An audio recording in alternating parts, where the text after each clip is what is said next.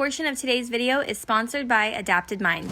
Hey guys, and welcome to another Daily Bumps video. Today's gonna be a little Q&A. I thought that would be kind of fun to ask you guys questions over on Instagram and answer them on here.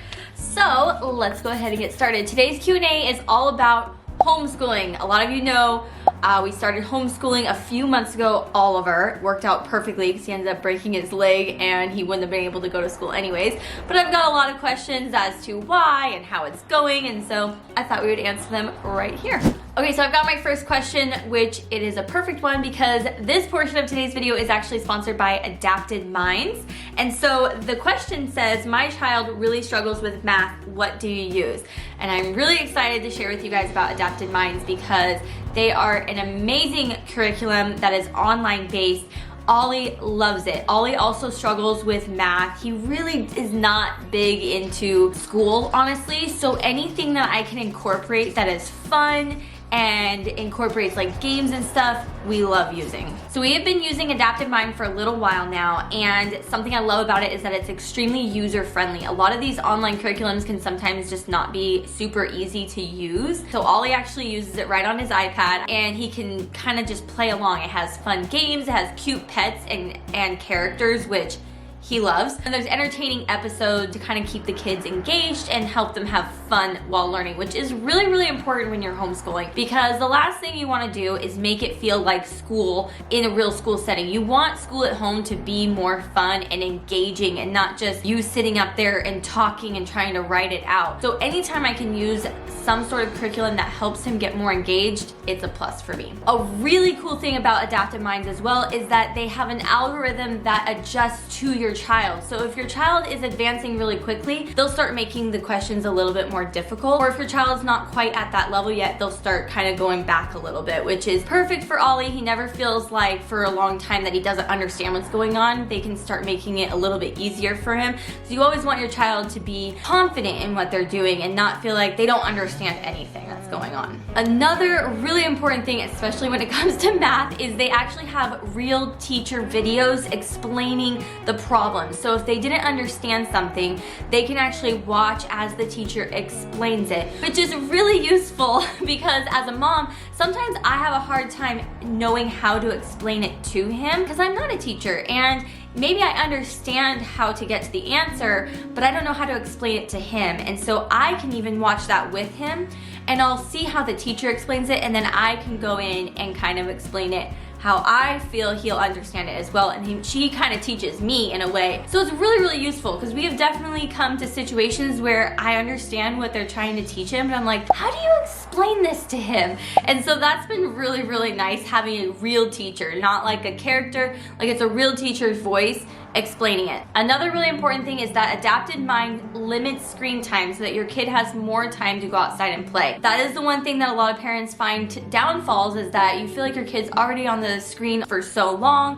Why would I want them to do school on the screen? But honestly, it's what gets them engaged, and then they feel like they had a fun time, and then Ollie goes out and he plays afterwards, which is awesome. And that means I get to have more time for me. Sometimes when you're homeschooling, you feel like you're spending all day with your kid when you have other things that you need to be doing. But this kind of makes it so that they get done with their math. They also offer other things than just math. They have reading, they have science, they have social studies. They're all super engaging and really fun. Adapted Mind keeps them busy while you're kind of doing other things, and then once they're done, they go off and play, and then you have time for the rest of your stuff. So you guys can try Adapted Mind's 30-day free trial if you click the link down in my description or go to adaptedmind.com. Thanks again to Adapted Mind for sponsoring this portion of today's video. Now on to our next question. How did the decision to only homeschool Ollie and not Finn come to be? So in order to answer that question, I kind of got to go back to the beginning of this school year. We had planned to put both the kids into school this year.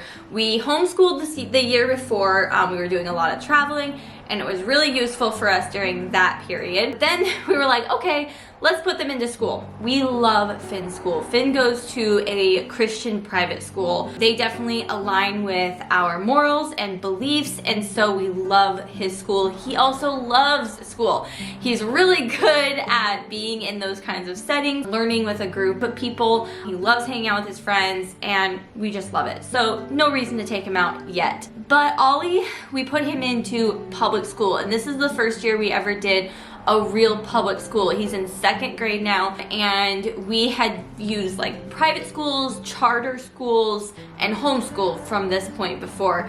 I never went to really a public school either up until like my last year. So I was really curious how it would go, and to be really honest, it just was not a great experience. He only went there for a few months, but I saw a lot of things in him that I wasn't really happy with, things he was learning from other kids, and honestly I saw his confidence go boom, way down. Before public school, Ollie was a very confident kid in what he loved to do, and I wasn't really happy with what I was seeing. Not to mention I wasn't really happy with what the public schools were really teaching, and I have to be really careful because I know that there are many people that have to use the public school system. They don't really have a choice, and so I want people to not feel like I'm judging you if you do have your kids in public school, because I think it can be a great resource for a lot of parents and a lot of kids. But for Ollie in particular, I was not happy with it. So we took him out, and it honestly was the best decision. Like I said, just a month later he broke his leg, and so going to school would have been very difficult. So we had already had everything set up to homeschool. We were already homeschooling, so it worked out perfectly. But as of next year, I do think that we will be taking Finn out. I'll be homeschooling 2 kids, and I'll probably have a baby. So it should be very interesting next year. Things might change quite a bit. Okay, next question is, how long does Ollie do school each day? I feel like we do too little, but it's all she can handle. Oh my goodness, I love this question. Ollie does probably about an hour and a half to 2 hours at the very, very most of school. But that's like an average. Sometimes we do way less. Sometimes we do even more depending on what we're doing. I think that you should only make your kid do the amount that they can handle.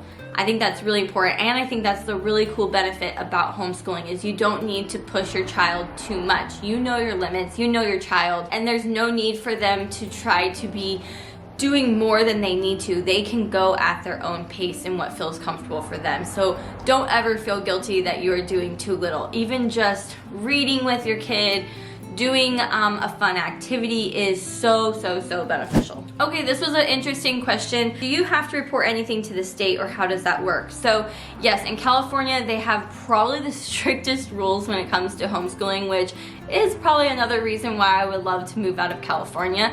It is kind of annoying, but what we decided to go with is we filed with not a charter school, but another, how do I explain it? Another program who handles all of the documentation. So I report to them, and then they turn it into the state. So I don't have to be doing all the reporting to the state. I just tell the program that we're working with what we did that day. They incorporate it into how it would align with California's structure, and then that's how it works. But yes, in California, we do have to report to the state. This is actually a very similar question to I just answered, but is homeschooling shorter than a day at a public school? Yes, of course it is. Like I said, we do a lot less hours of school than public school, and some parents might think, well, that's crazy. Like, why aren't you doing 6 hours of school if that's what kids are doing at public school? Well, in public school, I can honestly say a lot of those hours that your child is there is not doing learning. And not to mention, they're not really getting sometimes that one-on-one learning experience that they really need. Yes, homeschooling is a lot shorter of a day. You have way more time in your day to do other things than just sit around and read books or do schoolwork all day. Are you planning to send them back to public school at some point? So at this point, no, we would never put our kids back into public school. Would I choose to put them in another private school that aligns with what we believe and stuff? I would be open to it, but at this time I'm not, and I don't plan to do that next year. If we move out of the state of California, then we might think about it, but it's not really something I plan to do right now. Okay, this is a good one. What are some downfalls of homeschooling? I would love to hear the raw stuff. Okay, so I'm constantly surrounding myself with other homeschool parents who basically kind of feel the same way, and we all support each other, and we know that we are doing enough and we're doing what's right for our kid. But of course, you're constantly like, am I doing this right? Should I be homeschooling my child? Should I be their teacher? You know, you're constantly doubting yourself, and that can be really hard, but I remind myself that I know I'm doing what's right. I know I'm doing what's best for Ollie, and so that's really important. As far as for Ollie, the downfalls, I think that obviously homeschooling sometimes can be difficult because it's not a designated place to learn. You have fun at home, you relax at home, you do chores at home, you do all kinds of things. So when you squish in learning too, they're like, well, why can't I watch TV right now? Or why can't I just sit on my bed? Or why can't I just color right now? So it can be hard to put Ollie in the learning mode, but we really have created a sort of routine. And so we have to make sure we stick to that routine. If we go out of routine, it can be hard for him to be like, oh, so now we're learning. So I think that can be kind of difficult for sure. Okay, next question is, what does a typical homeschool schedule / routine look like? So obviously every homeschool family is going to be different because you can literally make it so that it fits your schedule and your routine. But here's what we do. Ollie and Finn wake up in the morning and they definitely relax for a little bit before we have to get Finn ready for school. I then get them breakfast, and once Finn is off to school, Ollie's immediately takes a shower, gets cleaned up, make sure his room is all clean. So everything is just kind of like normal, I'd say, for him at that point. After that, I'm usually doing a little bit of chores around the house, and I have him start on his reading so that I'm there, but I don't have to be super involved. I can just hear him and listen to him doing his reading or his learning vocabulary or whatever he's working on when it comes to language arts. So for math, I'll make sure that he's really understanding what he's being taught and what he's learning. So I'm a little bit more hands-on during that part. And then he'll usually take a break and get a snack. And I'll probably finish up getting ready, doing my hair, my makeup, whatever else I need to do. And then when he's done with his snack, he works on his handwriting. We're really excited because we just started doing handwriting again. I've been really focused on like the core things this year. Over the last few months, just really focusing on reading and math. We've just started incorporating handwriting, so he works on that for a little bit. Then we basically choose, do we want to do like a hands-on activity? Do we want to do like an art activity?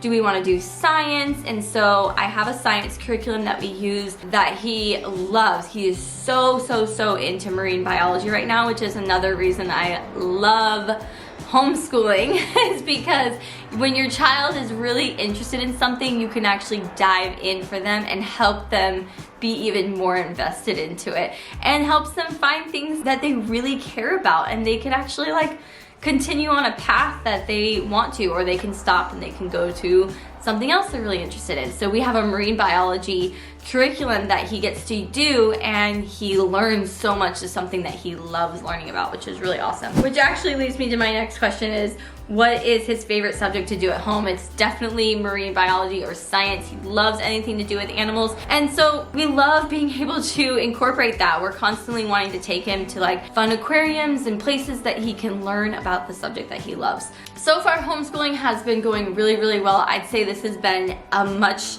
easier experience than the year before when I was homeschooling both of them. I'm only homeschooling one right now, which I think is why it's so much more peaceful, I guess you could say. So I'm definitely interested in how things are gonna go in the next year, but I think it'll be interesting and I'm excited. I'm really loving it. Okay, last question is, do you guys go on field trips? Yes, we do. We actually are part of a homeschool group, and they do activities almost weekly, sometimes more than weekly, and so we're constantly going to like fun things with them. Sometimes they're like learning and like interactive, and sometimes they're just like a fun craft or a fun activity so the kids can hang out. I know another big question is people were asking, does he miss his friends? Does he not feel like he's being socialized? And that's definitely not the case, and I feel like most people know this by now, but it's a complete myth that kids who are homeschooled are like unsocialized. Ollie is constantly hanging out with his friends. We're either meeting up at parks, hanging out with all of his friends, or going to homeschool activities, so definitely not missing out when it comes to that. But anyways, I hope I answered all your questions. If you guys have any more, leave them down below. Maybe I'll do a part 2. Make sure you guys give this video a big thumbs up if you enjoyed it, and we'll see you guys in our next video. Bye!